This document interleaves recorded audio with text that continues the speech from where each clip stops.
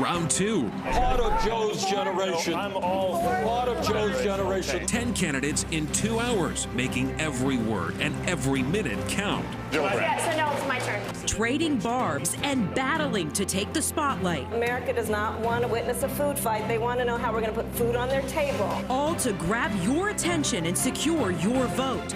Live team coverage of the first Democratic presidential debate begins now. Good evening, I'm Natalie Pasquarello. Welcome at 11, I'm Stephen Holt. Tonight, a spirited and oftentimes fiery debate on the future of this country.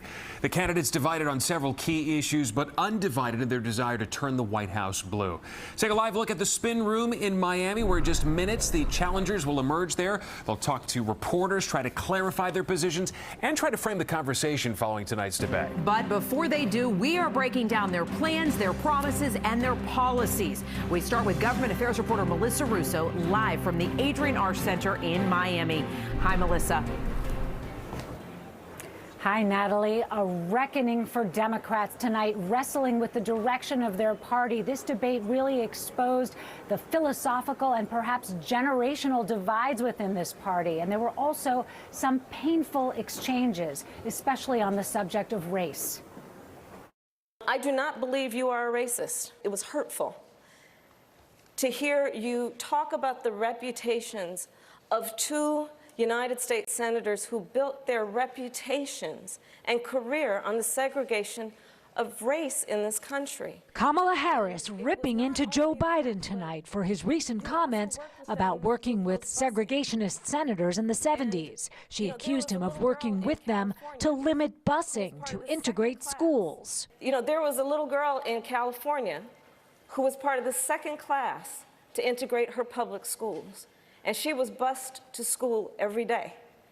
And that little girl was me. It's a mischaracterization of my position across the board. I did not praise racist. And there was another, less predictable attack on Biden. I was 6 years old when a presidential candidate came to the California Democratic Convention and said, "It's time to pass the torch." It came from 38-year-old California Congressman Eric Swalwell. Joe Biden was right when he said it was time to pass the torch to a new generation of Americans 32 years ago. He's still right today. Biden smiled through it and did not engage on his age. I'm still holding on to that torch. But Bernie Sanders seemed a lot more irritated and said age is beside the point. Who has the guts to take on Wall Street, to take on the fossil fuel industry? Kamala Harris called for a cool down with a catchy line. America does not want to witness a food fight. They want to know how we're going to put food on their table. And while Bernie Sanders ducked this question the first time he was asked, he eventually answered. Would his plans for free college and health care raise taxes on the middle class? Yes, they will pay more in taxes, but less in health care for what they get. Other Democrats differed. I just don't believe it makes sense to ask working class families to subsidize even the children of billionaires. If we don't clearly define that we are not socialists, the Republicans are going to come at us every way they can and call us socialists. Senator Gillibrand, 30 seconds. I disagree with both their perspectives. Kirsten Gillibrand tried hard to get traction tonight, attempting to interrupt and jump in, but some of those attempts fell flat. We want healthy capitalism. Thank you. We don't want corrupted capitalism. Thank you. It's not clear that Kirsten Gillibrand really scored the breakout moment that she needs to keep her campaign afloat. Meanwhile, there was a lot of dramatic political rhetoric and memorable one-liners in this debate, from the line about how love will win to the one about how diapers often smell better than Washington, D.C. But we've sat back, we've watched these debates. Now the candidates sit back and nervously watch their poll numbers. That's the latest live in Miami tonight. Melissa Russo, News 4 New York. Yeah, Natalie and Stephen, back to you. Just the beginning. Melissa Russo, thank you very much. All right, for the second night today, we're fact-checking the statements made by the candidates on tonight's debate stage. News 4's Adam Cooperstein back with us tonight, talking about the statements that hold up to the facts and to the truth, and the ones that not so much. Yeah, and the first fact check is actually a tweet from President Trump, his only debate tweet of the night. He didn't watch. He's at the G20 in Japan. And the president tweeted this. Take a look. All Democrats just raised their hands for giving millions of illegal aliens unlimited health care. How about taking care of American citizens first? That's the end of that race. It's true, the candidates all said they would offer health care to undocumented immigrants, but not before citizens. Okay, now to the candidate, Senator Kamala Harris, confronting Vice President Biden on his record on race and busing as a way to desegregate schools. You agree today that you were wrong to oppose busing in America then. No, do you agree? I did not oppose busing in America. What I opposed is busing ordered by the Department of Education. That's what I opposed. That's mostly false. Biden did vote against busing while in the Senate in the 70s, although he supported desegregation. Okay, fact check number 3. Senator Bernie Sanders on income inequality. We have a new vision for America. And at a time when we have 3 people in this country owning more wealth than the bottom half of America, while 500,000 people are sleeping out on the streets today, we think it is time for change, real change. That is true, according to a report by a left-leaning think tank. Those 3 people, Jeff Bezos, Warren Buffett, and Bill Gates. And fact check number 4, Senator Harris gets applause for this statement on the economy. I'm meeting people who are working 2 and 3 jobs. You know, this president walks around talking about and flouting his great economy, right? My great economy, my great economy. You ask him, well, how are you measuring this greatness of this economy of yours? And he talks about the stock market. Well, that's fine if you own stocks. So many families in America do not.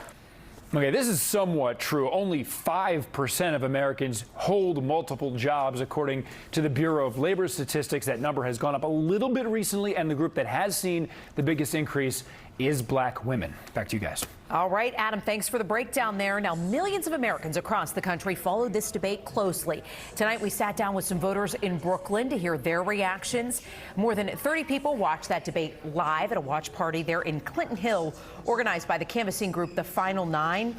So many voters we spoke with told us that health care was the #1 issue for them, followed by rights for undocumented immigrants and climate change.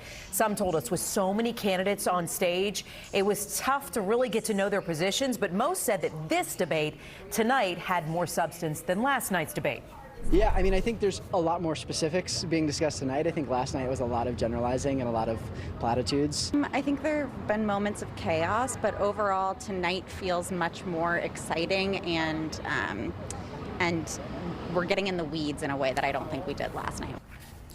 Now, many voters also said frontrunners like Kamala Harris, Joe Biden, and Bernie Sanders stole the show over some of the lesser-known candidates. Well, Mayor de Blasio is apologizing for a comment that he made today in South Florida. Yeah, the mayor speaking with striking workers at Miami International Airport. His comment offending many Cuban Americans.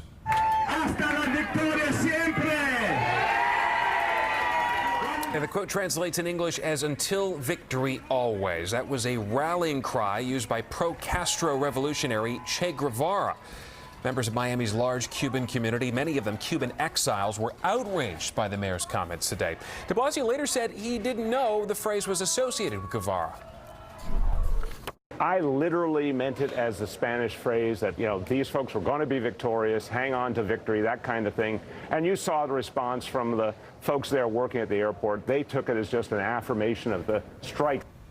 And it's not just Republicans bashing the mayor. Florida's Democratic chairman tweeting, Bill de Blasio does not speak for Floridians or the Florida Democratic Party. Our coverage continues right now at NBCNewYork.com and on the NBC4 New York app. You'll find top moments from tonight. Key quotes, also full remarks from all the candidates over both nights of the Democratic presidential debate. Now to this developing story, backing out. Amazon bails on its plan to open a second headquarters in New York City. It's blaming opposition from state and local politicians. And the cancellation of this project, this means scrapping plans to create 25,000 jobs, $2.5 billion in investments, and the lease of 4 million square feet of office space in Long Island City.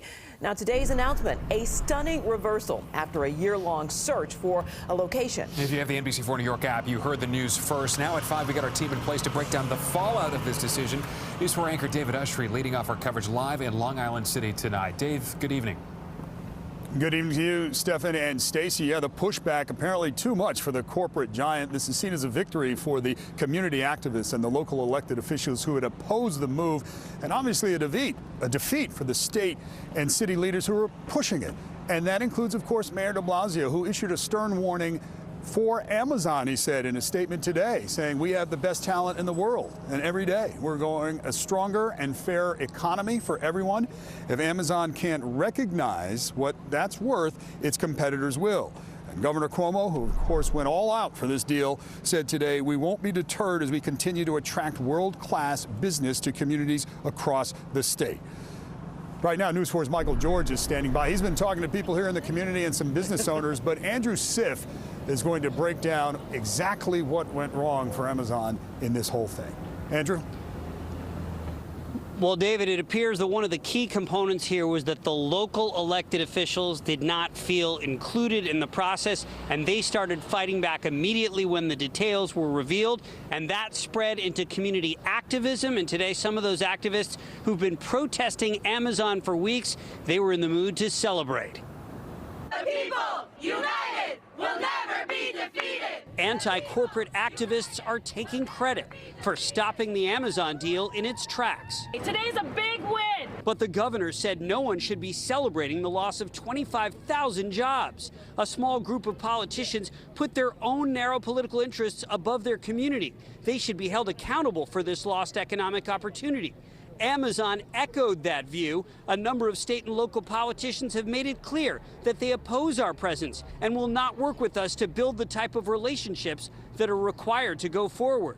But two of those politicians made no apologies. Senator Mike Gianaris. I am hopeful that this sends a message to other companies that if they want to hold out their hand and insist on getting billions of our dollars to come here, that's not going to happen. And City Council member Jimmy Van Bramer, both furious about subsidies and tax breaks, even though they'd initially asked Amazon to move here. Amazon, instead of fighting and adjusting to our New York values, decided that it was better to leave. But it's not better for Queens neighbors who were banking on an economic boom, like restaurant owner Josh Bowen. This was a gift to our community, and they punched a gift horse in the face.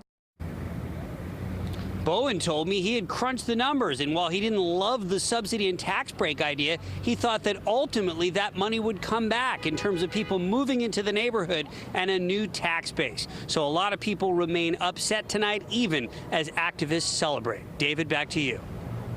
All right, Andrew Siff reporting here live with me in Long Island City. And Andrew, as you know, the disintegration of the deal comes just a couple of days after a Siena College poll found that a majority of both New York State registered voters and New York City registered voters approved the HQ2 move to Long Island City. But News 4's Michael George is standing by live because he heard from people today who were celebrating the demise of this deal. Michael? Yeah, here in Long Island City, this is an incredibly polarizing moment. Some people we spoke with say that New York just dodged a bullet, while others tell us New York just made a huge mistake. Now, we've been talking with some of the people impacted the most by today's decision, but that's Long Island City small business owners. Most told us that, yes, they were expecting and looking forward to the Amazon move, and it would have brought them thousands of new customers. But some did say they were worried about the changes an Amazon move would have brought to the neighborhood.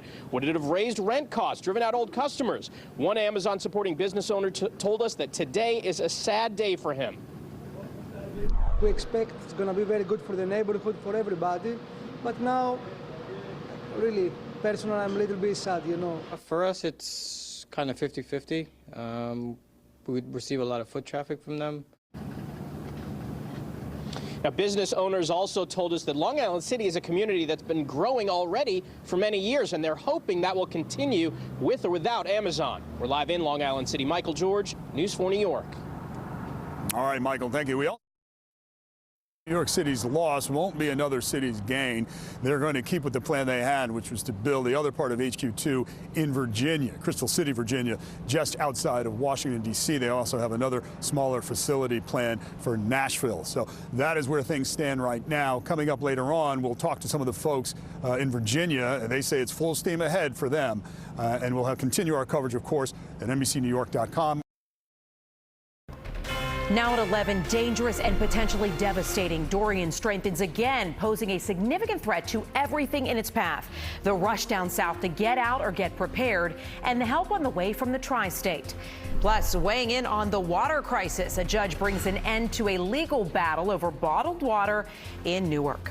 I'm Natalie Pasquarella. Stefan has the night off. Thanks for joining us. Hurricane Dorian has already reached Category 4 intensity with maximum sustained wind speeds of 140 miles per hour. Now, parts of the Bahamas are already under a hurricane warning.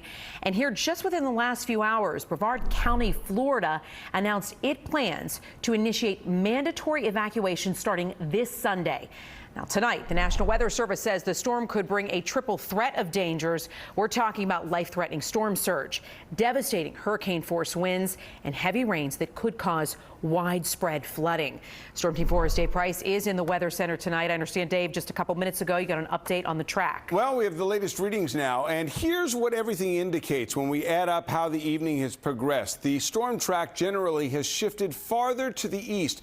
Storm timing over the next several hours most likely will continue to slow as its forward speed does, giving it time to continue to intensify. Southeastern states now need to watch this closely. This is not simply a Florida storm. This is what it looks like. You can see that eye clearly identified there. As you mentioned, a Category 4 storm. We continue to see the pressure drop and the movement now west-northwest at about 10 miles per hour. This number will probably dip in the next 12 to 24 hours. And although we may see a slight change in intensity and drop in intensity before too long, it will once again recharge later. As we take a look at this map, look at South Florida now, out of the cone of uncertainty, but all of Georgia into sections of South Carolina now in it. So we have to keep a careful eye not only on Florida, but as the track may continue to change, this may be an issue which affects or endangers people in states as far as North Carolina, depending on the track of this storm. In just a couple of minutes, we'll have your full forecast and we'll talk more about Dorian. But right now, back to you, Natalie. All right, Dave, we'll talk to you soon. Thank you. And in Florida, the hurricane wreaking havoc on the holiday travel by land, by sea, and by air. Orlando's airport set to shut down 2 a.m. on Monday. The cruise lines are canceling or rerouting the sailings, with the nation's second largest port expected to close on Saturday. Now, some drivers struggling to fill their tanks, with half of Miami's gas stations already running dry. All in anticipation here. NBC Miami's Dan Grossman continues our coverage from Doral, where people are heeding the governor's warning to get ready. This isn't Dorian. It's rainy season here in South Florida. This is just a passing storm. But all of the gas here, that is all Dorian related. These gas stations all around the South Florida area have been out of gas for upwards of 4 hours now, as people are trying to get to the pump to fill up what they can and prepare for this hurricane. You know, yesterday there were 45-minute lines for gas, and people were prepared cautiously. Today we've noticed more of an urgency here in South Florida. People have been arguing over at the pumps. We even saw people filling up large tankers that they're then selling on the side of the roads. And it's not just here at the gas station where things are busy. Businesses, people are boarding up, preparing for any sort of winds that are expected to come our way. This gentleman's name is Angel, and he's been contracted to board up different businesses here in the greater Miami area. Interestingly, he says he's noticed the concern over this storm is greater than 2 years ago when Irma was threatening our area. This one maybe will hit us just in the middle of the Florida. Maybe. Yeah. And we've Category 4, even was in Category 4. Something else people have told us is they've noticed the gas prices have gone up. One gentleman we were talking with said that yesterday he noticed prices were about 20 cents cheaper than they are today. One of the big things people worry about here is price gouging, especially when demand is high. Water, also a very important resource. Yesterday, we were at Costco. In less than 2 hours, they went through more than 1,300 cases of water as people trying to make these last-minute preparations. Reporting in Doral, Florida, Dan Grossman, News 4 New York. All right, let's talk about how the Tri-State's helping out. New York City is sending some of its finest and bravest to Florida. The FDNY's incident management team will take off on Sunday. The Urban Search and Rescue Task Force is already headed down south. OK, News 4's Jackie Beckford was there tonight to see that crew off. She continues our coverage from New Jersey, where more first responders are also stepping up to help. Rescue boats like this one are part of the 18-vehicle caravan the New Jersey Task Force is taking to Florida. They don't know what Hurricane Dorian will bring, but they say they're ready. The first trucks began rolling out around 8:30. You drop your gear over there. After a hurried effort to load up supplies, and personnel. Radio, water bag, chest harness. We have a 4-hour window to respond to this base to walk out the door. Dr. Ronald Klebacher, one of 80 with New Jersey Task Force 1, called up by FEMA to make the 18-hour trip to Miami ahead of Hurricane Dorian. You never know what you're going to find. Flint is one of 4 search and rescue canines that will be used to find potential missing victims. He thinks he's going out to find somebody with his toy, and he thinks he's going to get a good game at the end. Over in Brooklyn, 41 members of New York Task Force 1 are also gearing up to head down to Clearwater, Florida. We're prepared to help in any way Florida needs us to assist them. And in anticipation of widespread power outages, PSE&G is sending 100 of its personnel and equipment. We're there ready to help because we know from Hurricane Superstorm Sandy that we got so much help from Florida. Doesn't matter. Doesn't matter. Keep it on. 24/7. 24/7. They don't know what Hurricane Dorian will do. But thank you cards from people they've helped before remind these search and rescuers of what's at stake. The 80-member team will spend as many as 14 days in Florida with other teams ready to deploy if needed. In Wall Township, Checky Beckford, News 4 New York. News 4's Adam Cooperstein is already heading down to Florida to cover the storm. You can look for his reports this weekend. Remember, you can track Dorian anytime on our mobile app. We made it easy, or on our website, NBCNewYork.com.